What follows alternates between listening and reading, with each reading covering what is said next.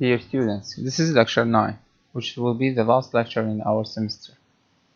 Okay, it's to be continued the previous lecture, lecture 8.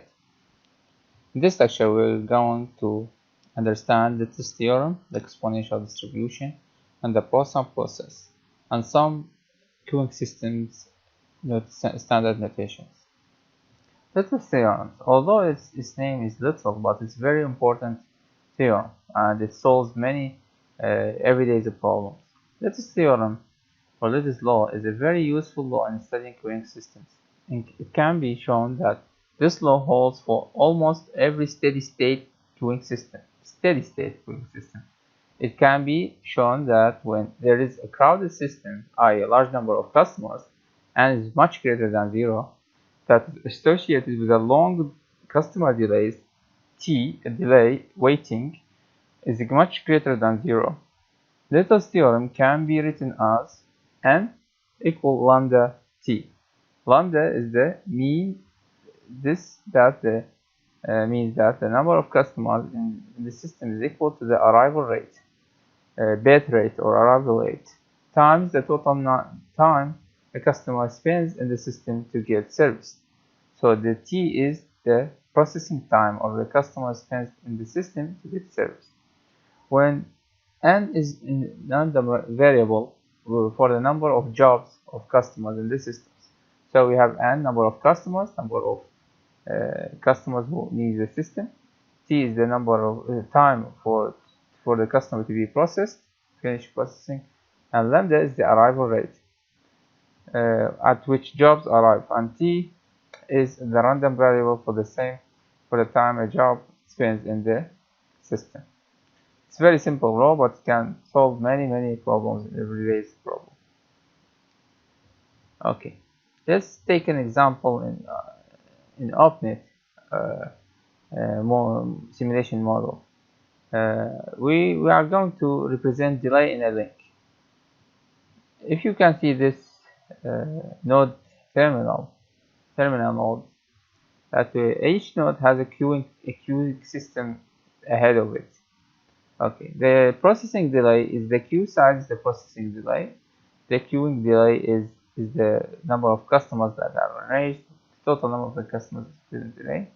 Processing delay is the delay between the time the packet is correctly received at the head node of the link and the time the packet is assigned to the auxiliary link queue to transmission.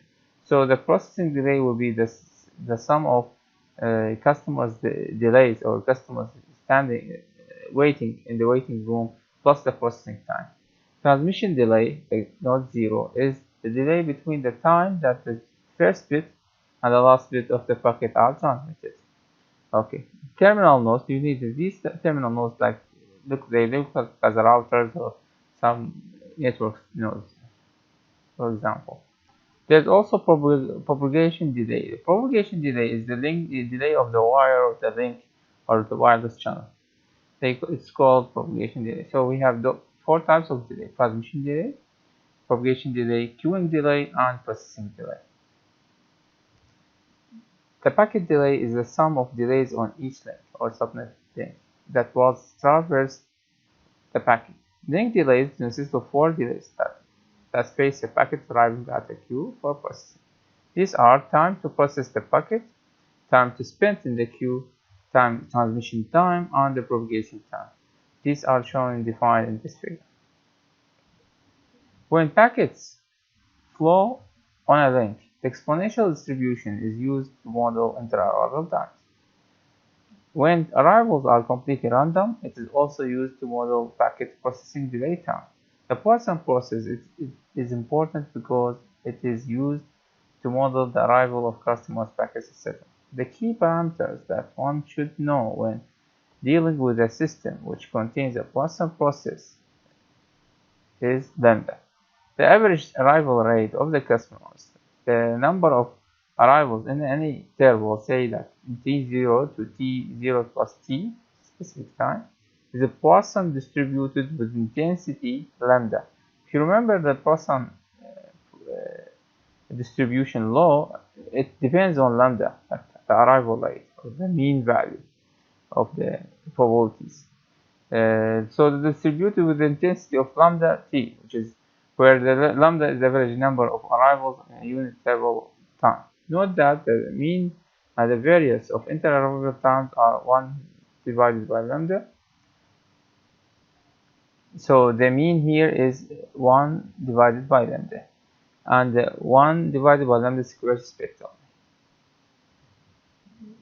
This represents the mean, the very important terms in calculating the mean, the variance of inter-arrival base. Okay, respective. However, the inter-arrival times are independent and exponentially distributed with parameter lambda. Do not confuse with lambda and the Poisson distribution law, which the lambda means there is the mean. Is not the same lambda here. It's the reciprocal of this lambda. Like 1 over lambda is the mean value, while lambda here is the inter-arrival rate. Okay, it's the same, but it's like reciprocal to each other. Now we are going to discuss or explain the standardized queuing notation. In reading books and references, other references, or any article on the net, you should be familiar with this notation. Any queuing notation, standard notation, should be represented by 4 letters at maximum. Sometimes less, sometimes more. The first notation represents X, which is represented by X, indicates the nature of arrival process.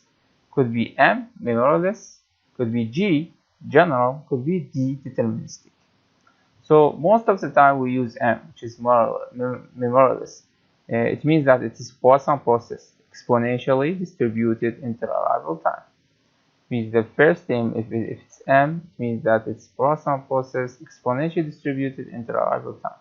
If it is G, it means that the general distribution inter-arrival time. If it is D, it means that it's deterministic inter-arrival time.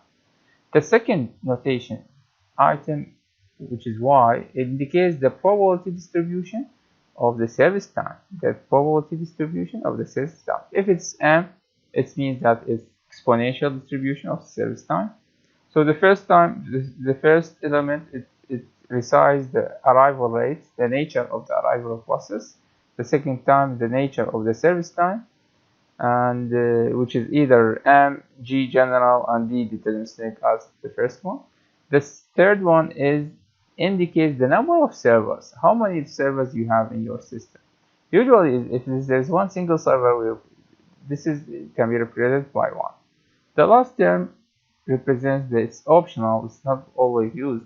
It indicates the limitation on the number of customers in the system, which is the queue size of the system. If your server has an infinite queue, you don't have to put K.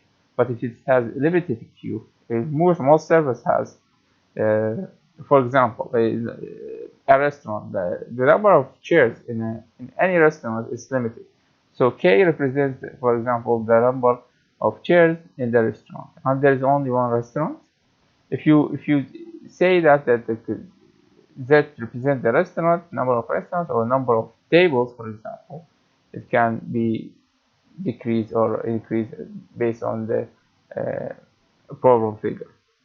We now introduce a very useful notation to represent queue models based on their structure. This is known as the Kendall's notation.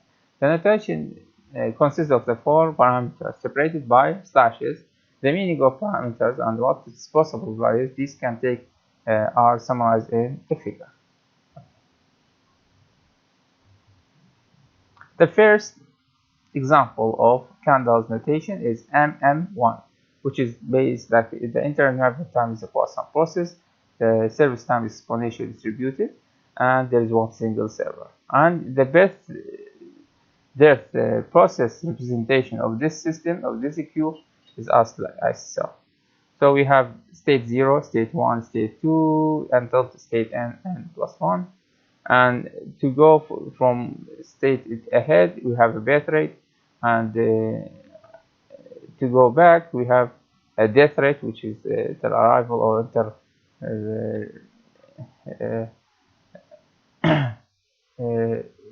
customers reviewing or moving out of the system. The model assumes that random postal arrival process of random exponential service time. The arrival rate does not depend on the number of customers already in the system, so customers are not discouraged from the arrival because the queue is full.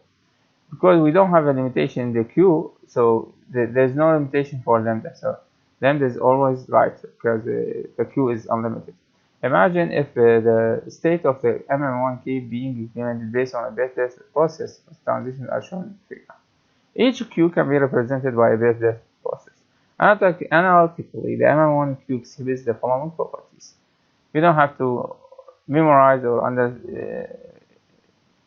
do anything with the properties because each queue has its own properties. But let's read them.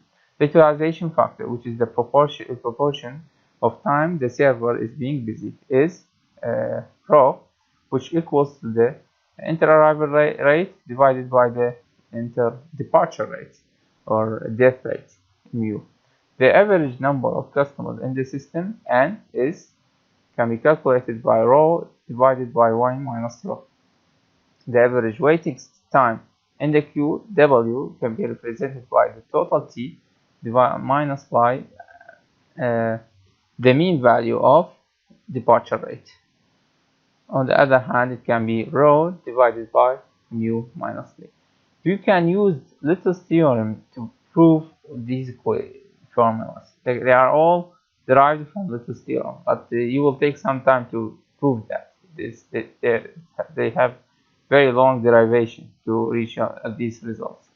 The average number of customer time in the system is T equal to N by lambda. This is the Little's theorem.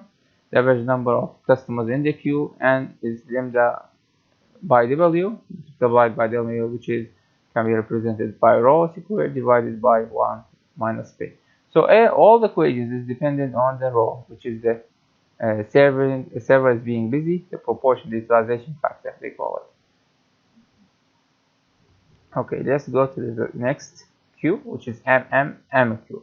This one is the same as this queue, but instead of using single server, we have many servers. Okay. The bit-depth process looks like the same, but there is multiple servers, and if you combine all of them, the only change will be that we have customers arrive at the system and distributed to the server, and there will be 2 customers leaving the same system at the same time. So for this reason, we have 2 mu's and MMUs as the number of servers increased. M here is the number of servers, M is small. This model consists of a single queue with multiple servers, and the customers arrive according to a process with the rate L lambda, where each of the M servers has a distribution of service time that is exponential with the mean of the departure rate. These are the formulas for the properties of this queue. The third queue is MM capital and MM small. It means that the queue is further refinement of MM1B, that consists of a single queue with M. So we didn't mention that because it's easy to understand. We have multiple servers and limited number of queue. So the bit-depth process is the same as the previous one. There is no change at all. Only we have limitation because we have M is limited, and there will be some limitation to the formulas. Q is not infinite.